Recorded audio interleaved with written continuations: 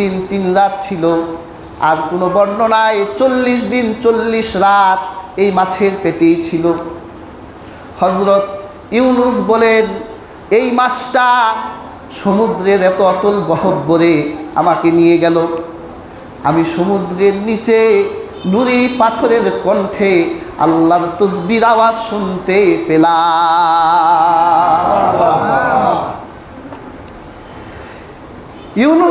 ইউনুস নবীর কনফিডেন্স পূর্ণ হয়ে গেল। সমুদ্রের এত অতল গহ্বরের একটা নুরি পাথরও যদি আল্লাহকে ডাকে, অবশ্যই আল্লাহ এই নিচ থেকে এই পাথরের শব্দ শুনতে পান। হযরত ইউনুস নবী কোরআনের সেই বিখ্যাত দোয়াটি পড়তে লাগলেন, লা ইলাহা ইল্লা আনতা সুবহানাকা ইন্নী কুনতু মিনাজ জালিমিন। কি বলেন, আমরা দোয়া ইউনুস পড়ি না? ইউনুস নবী বিপদে পড়ছে, আমরাও বিপদে পড়লেই এছাড়া আল্লাহর মনেই থাকে না। আর রাসূলুল্লাহ বলেছেন, প্রত্যেক পরতে পরতে দোয়া করতে হবে।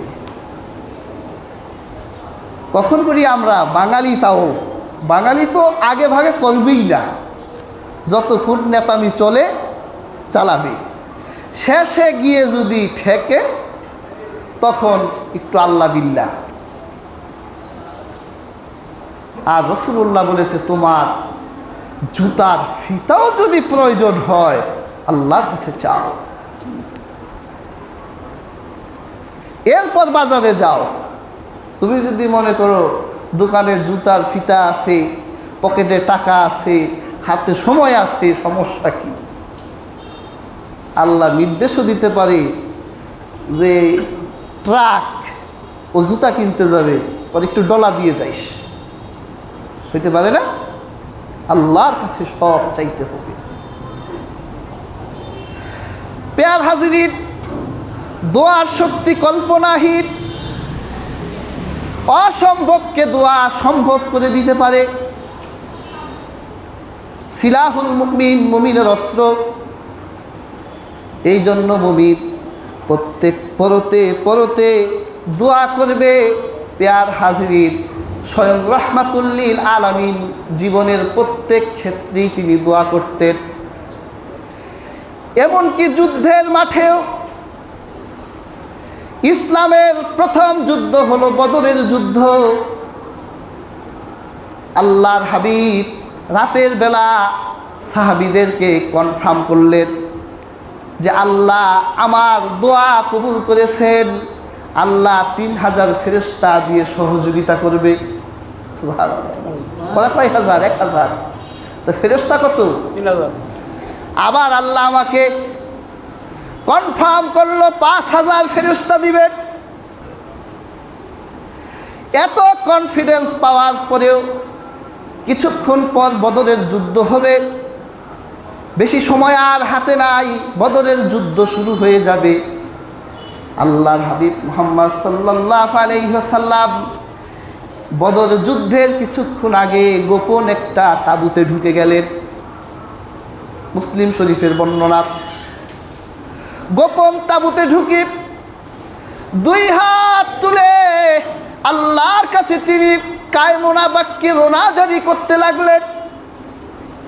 কান্নার মাতম উঠে গেল রাহমাতুল্লিল আলামিনের।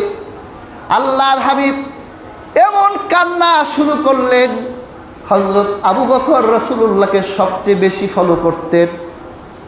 আবু বকর খিমার ভিতর ঢুকে দেখেন রাহমাতুল্লিল আলামিন দোয়ার ভিতরে এমন মশগুল যে তার পিঠের চাদরটা মাটিতে পড়ে আছে, টের পায় না। 2 হাত তুলে আল্লাহকে ডেকে বলছে, আল্লাহ এই বদরের যুদ্ধে যদি মুসলমান পরাজিত হয়ে যায় তাহলে তোমাকে কে আল্লাহ বলে ডাক দিবে, কে তোমার ইবাদত করবে? আল্লাহ। অথচ রাতের বেলায় সাহায্যের প্রতিশ্রুতি পেলেন, তারপরেও আল্লাহর হাবিব দোয়ায় মশগুল, কান্না করছেন। হযরত আবু বকর রাদিয়াল্লাহু তাআলা আনহু বলেন, এরপর ফাখাযা আবু বকরিন বিয়াদিহি ফাকালা হাসবু, হাদিসে এসেছে আবু বকর আল্লাহর হাবিবের চাদরটা পরাই দিলেন, পেছন দিক থেকে রহমতের নবীকে জড়াই ধরলেন আর বললেন, ইয়া রাসূলুল্লাহ, যথেষ্ট হয়েছে, আর কান্না করবেন না, আপনার যতটুকু দোয়া করেছেন এই দোয়াই বদরের মাঠে যথেষ্ট। তাহলে পেয়ার হাজিরিন, যুদ্ধের মাঠে আপনি যদি মনে করেন যোদ্ধা তো আছেই, মিসাইল তো আছেই, বন্দুক তো আছেই, দোয়ার দরকার কি? তাহলে নুসরত পাবেন না, আপনার যাই থাকুক না কেন আগে দোয়া তারপর দাওয়া। আবার যদি আপনি যুদ্ধের মাঠে দোয়ার উপর নির্ভর